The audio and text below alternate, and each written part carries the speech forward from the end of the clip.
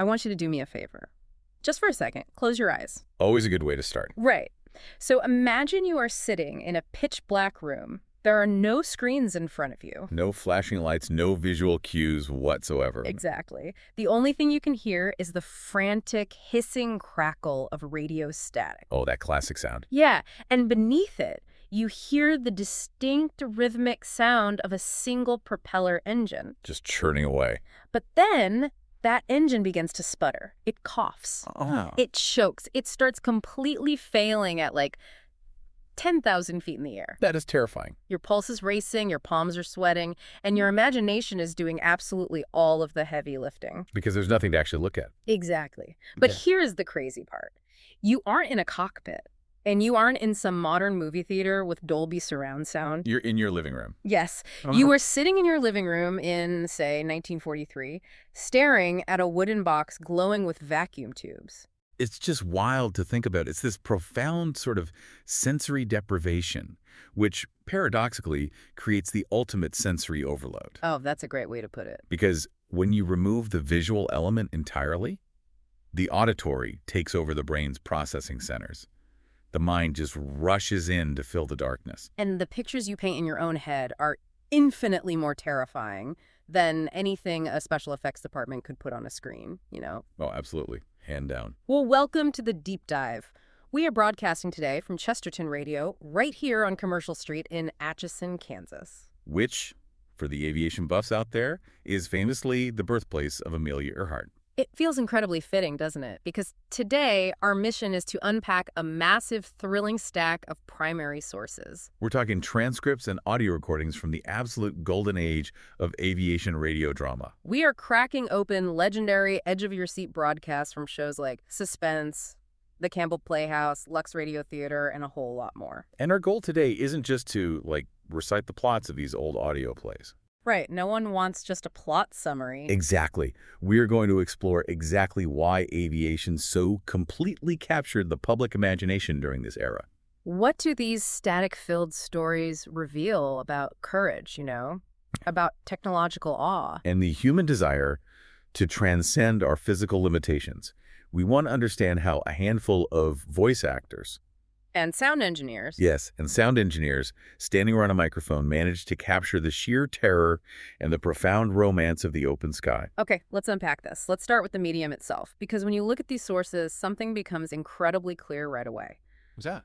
Radio was arguably a much better medium for aviation stories than early television or even early film. Oh, I totally agree. You look at early TV, and it was clunky. So clunky, the special effects were practically non-existent. Right. It was like a toy plane on a string in front of a painted backdrop. Which instantly breaks the immersion, right? You just laugh at it. You do.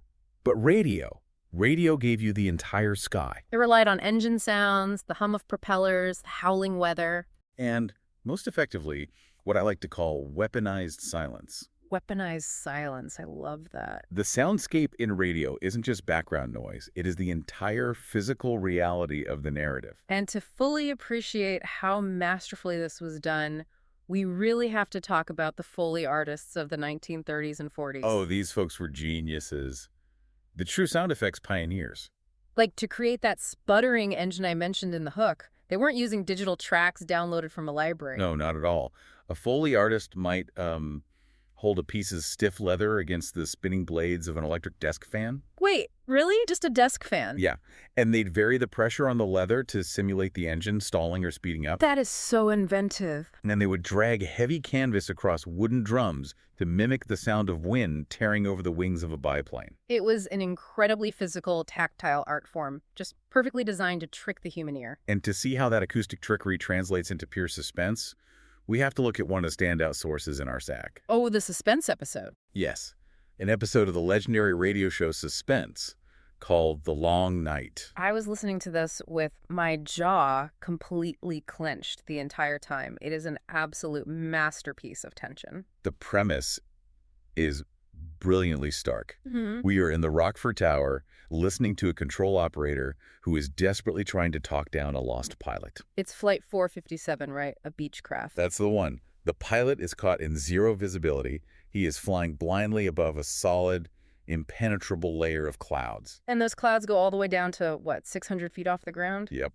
And his automatic direction finder, his ADF, which was the primary navigation tool back then, is completely malfunctioning. It's just dead. Completely dead. And worst of all, he has at best 45 minutes of aviation fuel left before gravity takes over. And it gets worse for the listener because the pilot is not instrument rated. Right. He has no business being up there in those conditions. He has no idea how to fly without looking at the horizon. He's just a guy who got caught on top of the weather. And sitting in the passenger seat next to him is his young son. Oh, that part broke me. The kid is getting physically sick from absolute terror. So the Rockford Tower operator realizes that if he doesn't bring this total stranger down through 4,000 feet of blinding clouds... They're both gonna die. Exactly. And the method he has to use to save them, it just sounds like arcane magic. It really does. He uses a procedure called range orientation. And this is where the historical authenticity of these radio plays really shines.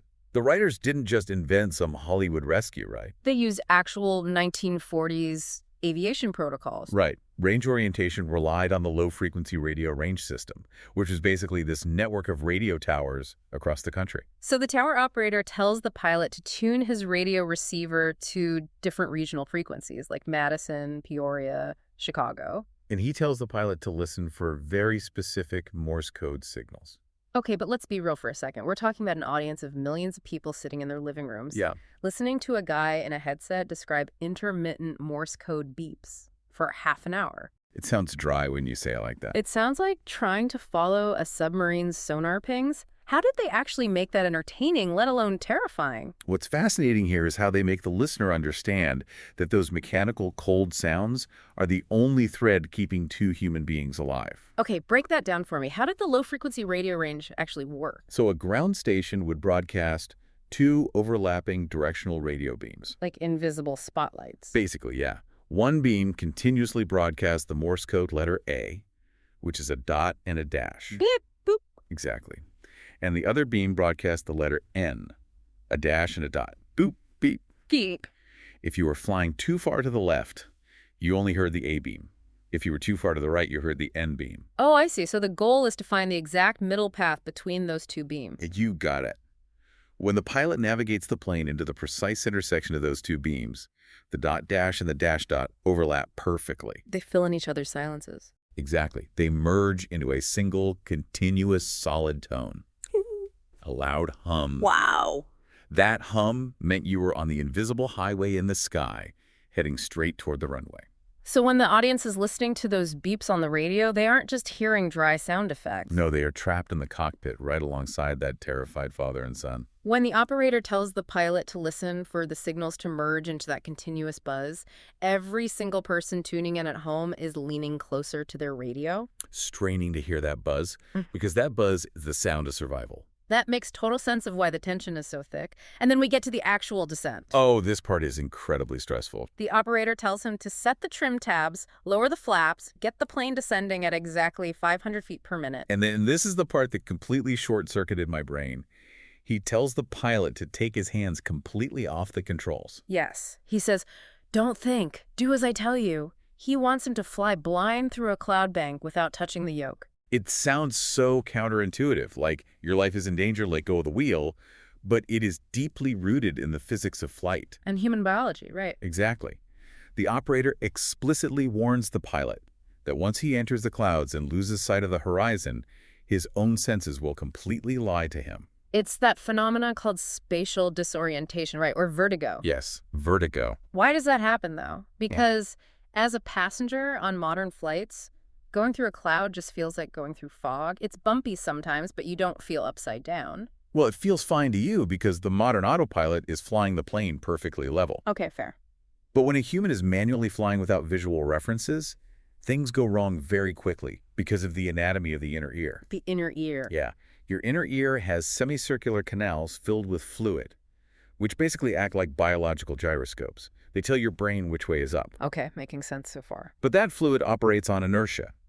If an aircraft enters a slow, steady bank to the left, the fluid eventually settles. So your brain stops registering the turn. Exactly. You feel perfectly level, even though you are banking. So the pilot thinks he's flying straight, but he's actually banking into a spiral. Precisely. Huh. And if he suddenly looks at his instruments and realizes he's banking, and tries to correct it. The fluid sloshes the other way. Right, making him feel like he's violently spinning in the opposite direction. That sounds like a nightmare. It is. His survival instinct will scream at him to pull back on the yoke, which will stall the airplane and send it plunging straight into the ground. Oh, man. So that's why the operator orders the hands-off descent. Yes. You trim the aircraft surfaces so it naturally wants to glide downward at a stable speed, Right. and you let the physics of aerodynamics do the work. Because the airplane inherently wants to fly. Exactly. Yeah. It's the panicked human input that usually crashes it. The airplane wants to fly, but human nature takes over. Yep. In the story, they hit the clouds. The pilot completely panics. He grabs the controls. The engine nearly stalls out, He has to climb all the way back to the top of the clouds. wasting precious minutes in fuel. It's just agonizing. It really is. And just when you think you understand that specific brand of claustrophobic, propeller-driven auditory fear, you look at another source in our stack. Oh, the jumbo broadcast. Yes, Flight 510. It provides such a brilliant historical and auditory contrast to the long night. Because while the long night uses the whine of a small propeller and the primitive beep of a radio range to build tension, jumbo goes in a totally different direction. It leverages the massive modern power of a jet airliner. This is a huge passenger jet hitting severe clear air turbulence. They literally fly into a thunderstorm cell. And the script describes them getting hit by St. Elmo's fire, sparking off the windscreen wipers. Which is an incredibly evocative image to describe over the radio. Yep. But what exactly is St. Elmo's fire? It sounds supernatural. It does sound like magic, and for centuries sailors actually believed it was. But it's a completely natural, though totally terrifying, atmospheric phenomenon. Okay, so what is it scientifically? It is a coronal discharge of plasma. Yeah. When an aircraft flies through a highly charged environment, like a thunderstorm, the friction and the electrical field of the storm cause the nitrogen and oxygen molecules in the air around the plane to ionize. So the air itself changes? Basically, yes. Yeah. They turn into a glowing, crackling blue or violet plasma that dances across the windshield and the wingtips. That sounds beautiful, but also horrifying if you're in the plane. Right. It doesn't usually damage the aircraft, but from inside the cockpit, it looks and sounds like the plane is being engulfed in ghostly electricity. Well, it certainly sets the stage for absolute chaos in the play, because right after that, they experience a catastrophic engine explosion. The number 4 engine on the wing just bursts. And the Foley artists just go wild with the sound of tearing metal and alarms. Oh, they threw everything at the microphone for that one. But the detail that really stuck with me is what happens next. After the chaos, after the fire extinguishers deploy, a passenger turns to the crew and points something out.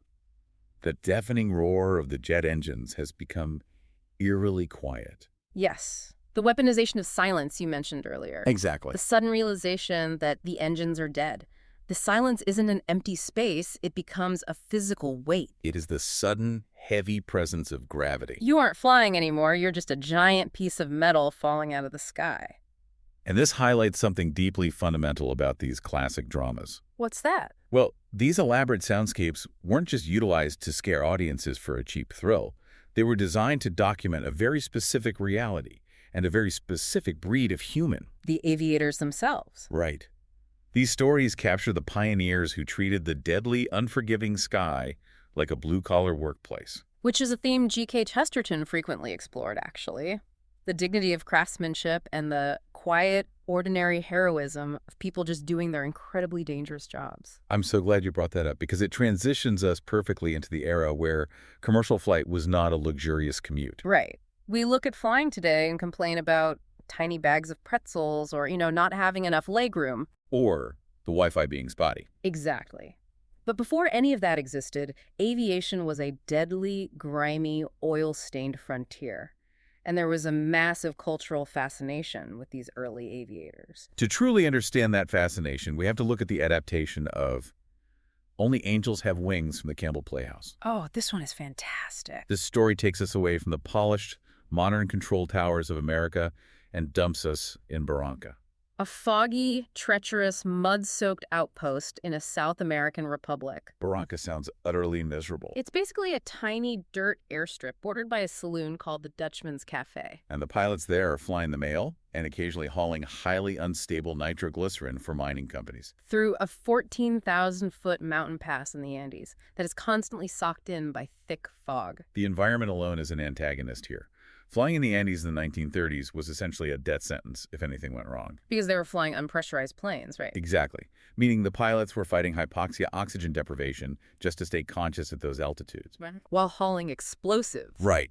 And the mountain passes created massive, unpredictable downdrafts that could slam a plane into the rocks. Not to mention the cold. Oh, the freezing temperatures would cause the carburetors in their radial engines to ice up and choke out. So the central figure running this outfit is a man named Jeff Carter.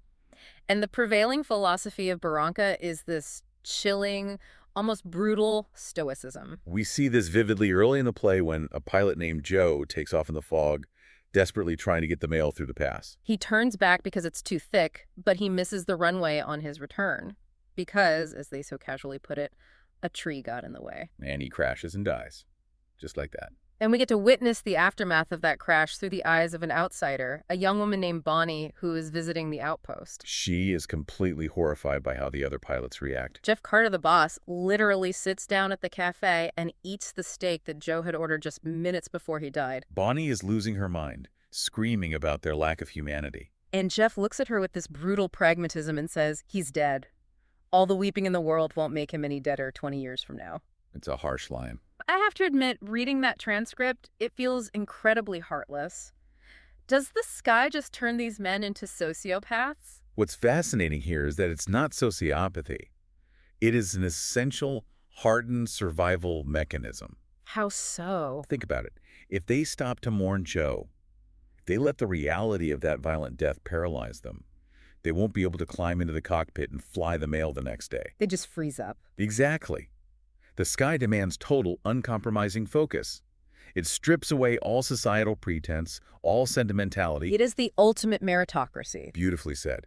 In the air, your background, your wealth, your feelings, none of it matters. The altimeter doesn't care if you're sad. You either have the skill and the nerve to navigate the mountain pass, or you hit a rock. That harsh meritocracy is perfectly encapsulated by the character of Stevens in that same story. Or Bat McPherson, as he was previously known. Oh, McPherson. He is a disgraced pilot.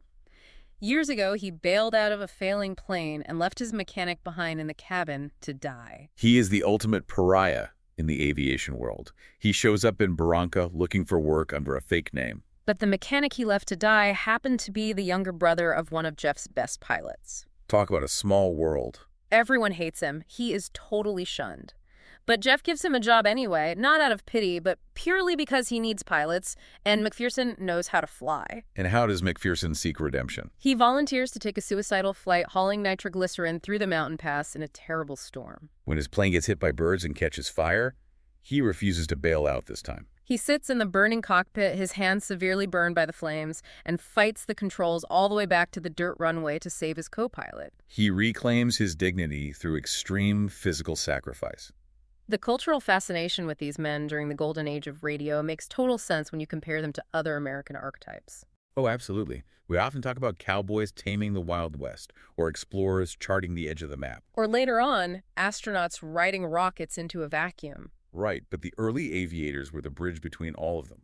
They were exploring a brand new frontier, the vertical frontier. But they were doing it with the gritty, grease-stained hands of working-class mechanics, like cowboys on iron horses. That ordinary heroism, that undeniable calling to the sky, is echoed in another brilliant source in our stack, a play called Wings in the Dark. Sometimes known as Misty Mountain, from the Silver Theater. Yes. In this one, we have a veteran transport pilot named Rusty Lane. He's flying his route over the mountains with his co-pilot, Elmer. But Rusty is about to hang up his wings. He's engaged to the airline president's daughter, Helen, and he's heading east to take a cushy, high-paying executive desk job as a vice president. A lot of guys would kill for that setup. Right. But the script makes it abundantly clear that he is miserable at the prospect of grounding himself. The sky is where he fundamentally belongs. And his tethered to the sky comes in the form of a mysterious radio voice. A girl named Mary Lou, who operates a ham radio station, W6RX2, up on Misty Mountain. Rusty frequently breaks airline regulations just to chat with her on his lonely night flights. On his very last scheduled flight, a terrible, violent storm gathers over Misty Mountain. Rusty initially intends to just fly over it and head to his desk job. But Mary Lou gets on the ham radio and issues a fake distress call. She begs for help, telling him she's trapped, and directs him to land at a tiny, dangerous forest patrol field on the mountain. And Rusty doesn't hesitate. He risks his career, breaks every company rule, and lands a massive transport plane in the mountains in the middle of a storm. When he finds her and discovers the distress call was a lie, he is initially furious, of course. But Mary Lou did it because she recognized a truth that Rusty was trying to deny. That he belongs in the air, not in a boardroom counting pennies. She knew that grounding himself, putting him in a suit behind a desk, would destroy his spirit. It forces Rusty to make a choice. And by the end of the play, he rejects the executive job, rejects the wealthy fiancé, and essentially kidnaps Mary Lou in his airplane to go marry her. Demanding she admit he belongs in the sky. It's a wildly romantic ending, but it underlines that exact philosophy. The sky isn't just a job you clock in and out of. It is a calling. It's a beautiful sentiment. But historically, that rugged individualism, that era of lone barnstormers flying the mail and charting new romantic routes, was living on borrowed time. Yeah, things were shifting fast. Because as history marched forward into the late 1930s and early 1940s, the narrative of aviation had to give way to something much darker and far more disciplined. The sky was about to change forever. Which brings us to a piece of audio on our sources that is just, it's a gut punch. It really is. It is an H.V. Kaltenborn news broadcast from NBC. Yes. Now, as we approach this, we have to look at it purely as an artifact of media history. This was a real-world news bulletin that abruptly interrupted the scheduled fictional programming on December 7, 1941. The broadcast comes on, and Kaltenborn's voice is remarkably steady, but the words are earth-shattering. He announces that unidentified planes, about 50 of them, likely from aircraft carriers, are attacking the great naval base at Pearl Harbor in Oahu. And also attacking Manila in the Philippines. He describes the smoke of anti-aircraft guns, fires set by incendiary bombs at Hickam Field. All of it happening completely without warning. When you listen to that broadcast today, you are hearing the exact moment the public perception of aviation irrevocably shifted. The airplane is no longer just a romantic vehicle for carrying letters over mountains. Or a mechanical wonder for thrill seekers. It has evolved into a weapon of mass reach. It is suddenly capable of crossing oceans and striking out of nowhere, erasing fleets and cities in a matter of hours. The loss of innocence is absolute. The world realized that the sky was no longer a frontier to be explored.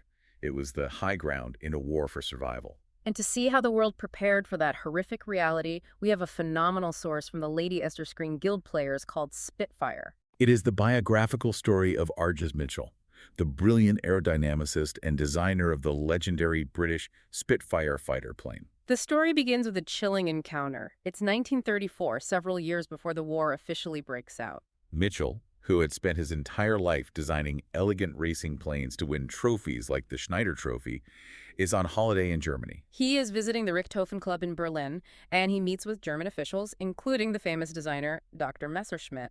The German official in the play is shockingly blunt.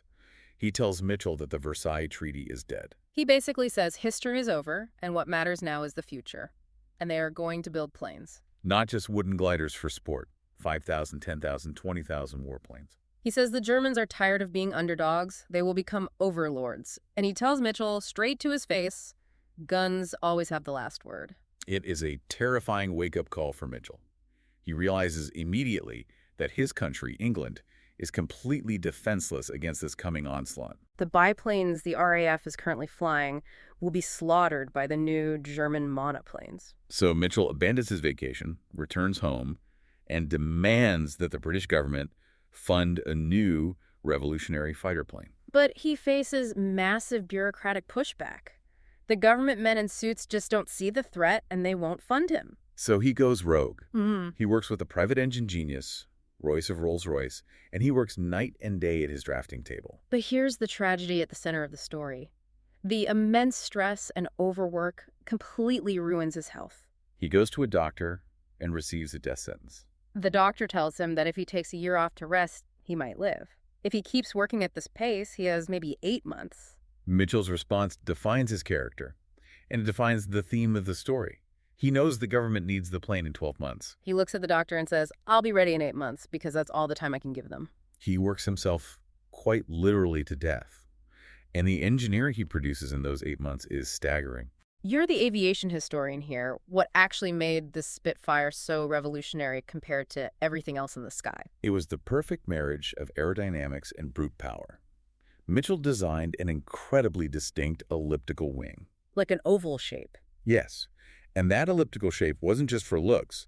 It drastically induced drag, which made the plane incredibly fast and maneuverable. Oh, wow. It allowed the wing to be very thin, slicing through the air, while still being strong enough and thick enough at the root to house 8 Browning machine guns. 8 machine guns. Yeah, and he paired that elegant wing with the massive, roaring Rolls-Royce Merlin engine. So it's basically a sports car with heavy artillery. Exactly. Mitchell designed a plane that could do 400 miles an hour, turn on a sixpence, dive at 600 miles an hour without the wings ripping off, and deliver devastating firepower. He called it a bird that breathes fire. I want to pause here for a second because in all the other stories we've talked about, we think of the aviation hero as the guy pulling the trigger in the cockpit. The rugged pilot risking his neck in the dogfight. Exactly. But Mitchell wasn't a pilot. He didn't dogfight. He literally traded his life for a blueprint at a desk. Is that really the same kind of courage that captured the public imagination? If we connect this to the bigger picture, it absolutely is. Because it speaks to a profound theme of virtue and duty. A very Chestertonian theme, right? Absolutely. Chesterton wrote extensively about sacrifice and duty. Mitchell is the ultimate example.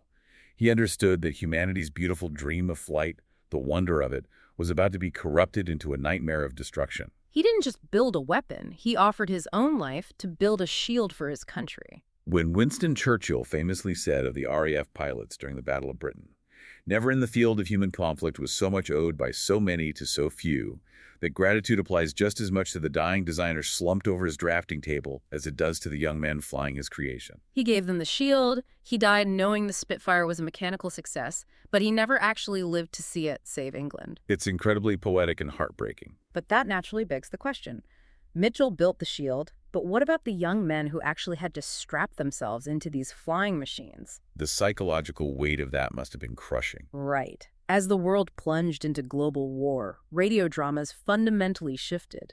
They began to explore the immense psychological toll of military aviation. It wasn't just about the capability of the machinery anymore. It was about the human element, the fear, the teamwork, and the breaking point of the human mind under relentless daily pressure. We see this incredibly vividly in the Lux radio theater production of I Wanted Wings. This story takes us to Randolph Field, the Army Air Corps training ground in Texas. And the environment is brutal. On day 1, the instructor tells the fresh-faced cadets to look at the men on their left and right. He tells them that in 4 months, one of them will be gone. It's a staggering 1 in 3 washout rate. The narrative focuses on 2 contrasting cadets to explore how different men handle that pressure.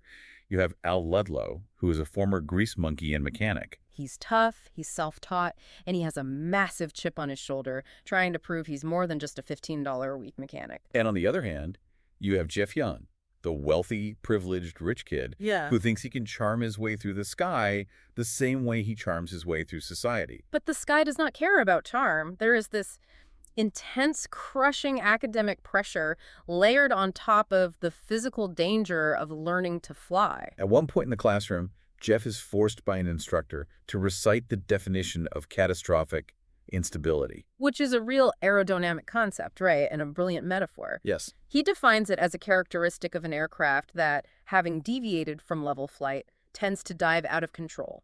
Aerodynamically, how does that actually happen? It has to do with the relationship between the aircraft's center of gravity and its center of lift. Okay. If an airplane is loaded incorrectly and the center of gravity moves too far aft, too far toward the tail, the aircraft loses its natural longitudinal stability. So it wants to flip backwards. Sort of. If the nose pitches up even slightly, the plane doesn't want to correct itself.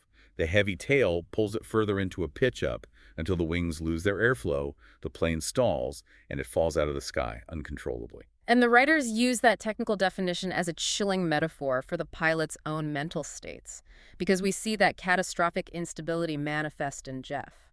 When a fellow cadet crashes a plane right in front of him on the runway, Jeff's center of gravity shifts. He freezes. He is entirely paralyzed by fear. He admits to the commanding officer that he is terrified of the pressure of having to be perfect every single time he walks onto the flight line. So he washes out. He realizes that you can buy anything you want in life with a trust fund, but you cannot buy the nerve to fly a combat aircraft. The psychological toll of training is one thing, but it only compounds exponentially when these men actually graduate and get into combat. And that leads us to one of the most haunting, deeply unsettling sources in our stack, a radio play called Death Kiss Kate. This one gave me goosebumps. It dives into the dark, highly superstitious world of a Royal Air Force Lancaster bomber crew. When the play opens, the crew is in open mutiny. They are flatly refusing to fly with their skipper, Peter Draycott. And the reason for the mutiny is fascinating because it has nothing to do with Peter's skill as a pilot. Right. It's because Peter is dating a local girl named Sally West. The airmen on the base have dubbed her Death Kiss Kate. Why? Because her last 3 boyfriends were all pilots, and immediately after getting serious with her, all 3 of them died in action. One was shot down over Berlin, one crashed on takeoff. A total of 7 dead men just from her last boyfriend's bomber crew going down. The crew is absolutely terrified. The navigator, a man named Ron, leads the mutiny. He tells Peter that having this woman around is a literal jinx. He argues that flying night raids over Germany is dangerous enough without carrying the psychological weight of a curse. The tension is so thick that Ron's wife actually visits Sally and threatens to kill her if she doesn't stop seeing Peter. The character of Sally is incredibly tragic because she actually believes she is cursed. She calls herself a jinx. She feels entirely responsible for the deaths of these men. But she loves Peter. Meanwhile, Peter is the pragmatic aviator. He refuses to yield to superstition. But the conflict comes to a head when the crew is forced into a maximum effort bombing run over Berlin, putting 700 aircraft in the air that night. The depiction of the bombing run in this broadcast is a masterclass in auditory terror. Let's talk about the reality of what a Lancaster bomber crew faced. They are flying in pitch darkness. Yes, the British strategy was night bombing, flying in what they called a bomber stream. Hundreds of massive, heavy bombers flying in a loose formation in the dark to overwhelm German radar and anti-aircraft guns. But it meant the danger of mid-air collisions was immense. You are freezing, you are breathing supplemental oxygen, and you are flying straight into searchlights and flak anti-aircraft artillery shells exploding all around you. Just throwing shrapnel through the thin aluminum skin of the plane. Exactly. And in the play, Peter's crew gets lost. They fall out of the protective mainstream of the bomber stream. They are isolated, and they are immediately attacked by a German night fighter. Their plane is riddled with cannon shells, their radio is destroyed, their compass is shattered, and the starboard engine catches on fire. A fire on an aircraft is the ultimate nightmare, especially on a wing carrying thousands of gallons of high-octane aviation fuel. I was listening to this with my jaw dropped. They have a massive fire on the wing. They are losing altitude. Peter, the pilot, executes a desperate maneuver, a side slip. Throwing this massive, lumbering Lancaster bomber sideways through the air just to use the wind to blow out the flames on the engine? How does a side slip actually extinguish a fire? A side slip is an intentional aerodynamic cross control. The pilot pushes the rudder pedals all the way in one direction to yaw the nose of the plane, while simultaneously turning the yoke in the opposite direction to bank the wings. What does that do? It presents the side of the fuselage to the oncoming relative wind, rather than the nose. It creates massive drag, causing the plane to drop out of the sky incredibly fast. But the wind. The sheer force of the wind hitting the engine cowling at an awkward sideways angle can physically blow the flames off the fuel source or suffocate the fire. It is a violent, desperate maneuver in a heavy bomber. Well, it works in the play. They put the fire out, but they are out of fuel, flying blind over the ocean, preparing to ditch the plane in the freezing water. And then, miraculously, they spot an aerial lighthouse on the English coast. They make it back. But when Peter lands, he goes to the phone to call Sally, only to discover a horrific truth. Sally is dead. She threw herself in front of a speeding train at the local railway station. The navigator, Ron, who was off duty that night, saw it happen. He tells Peter that Sally didn't slip. She did it deliberately. She sacrificed herself to break the curse and save Peter. And the chilling detail that makes this a ghost story. Ron says she died at exactly 1:14 a.m. Which is the exact moment the bomber's engine fire went out, the enemy fighter vanished, and the plane was saved. It's a full-blown supernatural thriller. But looking at this historically, what I want to know is, Why do superstitions like Death Kiss Kate or gremlins thrive so intensely in aviation? It's a great question. Because these are highly trained men operating the most advanced, mathematically precise machinery on Earth. Why do they believe in jinxes? Because when you are 10,000 feet in the air, flying through exploding anti-aircraft fire in a canvas and metal tube, the illusion of human control completely shatters. That makes sense. You can be the greatest pilot in the world, you can fly your Lancaster flawlessly. But a random piece of jagged flak can tear through your cockpit and kill you instantly, while the plane 10 feet to your left flies home without a scratch. The human mind cannot process that level of random, chaotic mortality. So humans naturally reach for the supernatural. If there is a jinx, or a curse, or a lucky charm, or a girl back home who has bad luck, it imposes a narrative structure in the chaos. It makes the randomness feel like there are rules. It is a psychological coping mechanism for the ultimate loss of control. That makes profound sense. Think about being tasked with flying 25 missions when the statistical survival rate says you won't make it to 10. You need something to believe in. Exactly. Whether they were dropping bombs over Berlin, hauling nitroglycerin through a mountain pass in Barranca, or just trying to find a runway in the fog in Rockford, all these flyers shared a fundamental experience with the sky that these radio plays brilliantly capture. Which naturally leads us to step back and look at the broader philosophy connecting all of this. Right. If flying is this terrifying, if it demands such a brutal psychological and physical toll, if the machinery is so eager to fail, we have to distill the underlying theme across all these sources. Why do humans want to fly in the first place? What is the core drive? It's an expression of longing. It's about wonder. It is the literal physical manifestation of escaping the mundane world. We see a brilliant glimpse of this in the source material for the adaptation of Lost Horizon. Yes, the story of Conway, whose plane crashes deep in the treacherous, uncharted mountains of Tibet, leading him to the discovery of the hidden valley of Shangri-La. It's such a striking image. The airplane, this loud, mechanical, oil-leaking beast, is literally used as a vehicle to transport modern, war-weary, cynical humans out of a broken, violent world and drop them into a utopian sanctuary of peace and longevity. The airplane acts as the bridge between the grid of the earth and the perfection of the heavens. It represents mankind's longing to transcend their physical limitations while still remaining grounded in human virtue. And we find another fascinating, almost accidental contrast that highlights this idea simply by looking at the commercial breaks preserved within these old radio broadcasts. Oh, this was absolutely my favorite part of diving into these transcripts. It's so funny. You have these incredibly intense life-or-death dramas. A pilot is sweating blood, trying not to crash into a mountain with a load of explosives. The tension is at its absolute peak. The Foley wind is howling. And then, seamlessly, an announcer cuts in with this warm, booming voice to cheerfully talk about Campbell's vegetable soup. Or an elegant actress stopping by the microphone to pitch Lady Esther face powder, boasting about its twin hurricane process for blending shades. It's wild. The host in one play literally says, "Take a deep breath and let it out slowly, for you will be holding your breath for the next 30 minutes. And then later cuts to an announcer chatting with a housewife about how Campbell's soup saves kitchen time with its 15 tender vegetables and slow-simmered beef stock. Or you hear about how Lux toilet soap is used by 9 out of 10 Hollywood stars to maintain a flawless complexion. It is incredibly jarring to the modern ear, but it is also entirely charming. But think about what that contrast actually achieves for the listener in 1943. What do you mean?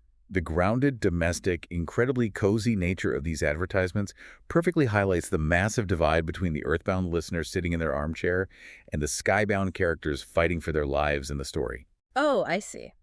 It emphasizes the sanctuary of the home against the hostile, untamed wilderness of the sky. And it forces a kind of profound gratitude. Think about it. Think about the last time you, the listener, flew on a commercial airliner. You were sitting in a climate-controlled tube at 35,000 feet. You probably complained about the lack of legroom, or that the Wi-Fi was too slow to stream a movie. Or that your ginger ale didn't have enough ice in it. We take the sky completely for granted now. It's an inconvenience. But these old radio dramas remind us that being in the sky is fundamentally a miracle. It is an environment that actively wants to kill you, and surviving it used to demand absolutely everything a person had. This raises an important question. Aviation represents a unique intersection of extreme technological achievement and profound human humility. Right. You can build the most advanced flying fortress. You can design a Spitfire that moves at 400 miles an hour. You can calculate the exact center of gravity. But a simple flock of birds striking the windshield, or a sudden shift in the mountain fog, or a single frozen valve in the carburetor can still kill you instantly. The sky demands respect. It forces an awareness of your own mortality that paradoxically makes you deeply grateful for the simple fact of being alive. It's been an incredible journey today unpacking this history. We've explored the static-filled tension of a blind, terrifying descent in suspense. We've unpacked the science of how intersecting radio beams guided men through the dark. We've witnessed the ultimate sacrifice of R.J. Mitchell trading his remaining months of life to design a shield for his country. We've ridden alongside the haunted, superstitious bomber crews of World War II, navigating by the light of St. Elmo's fire. And we've seen pioneering bush pilots trade cozy desk jobs and safety just for the chance to feel the wind under a canvas wing. These broadcasts are so much more than just vintage entertainment. They are a vital historical record of humanity's coming of age in the air. The preservationists who have rescued these recordings from obscurity haven't just saved old tapes. They have saved the auditory memory of an era when the sky was the greatest adventure on Earth. Truly, they deserve so much credit for keeping this alive. So, I want to leave you with a final thought to mull over. Today, as we sit in those climate-controlled cabins, looking down at our phones while hurtling through the stratosphere at 500 miles an hour, we are completely insulated from the miracle of flight. We are insulated from the wind, the noise, and the danger. But these surviving radio plays act as a time machine. The next time you are outside and you hear the distant drone of an airplane passing overhead, I want you to close your eyes. Just for a second.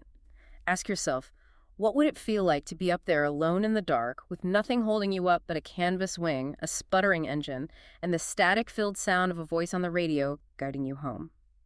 Thank you for joining this deep dive into the source material. From all of us here at Chesterton Radio on Commercial Street in Atchison, Kansas, keep looking up. We'll see you next time.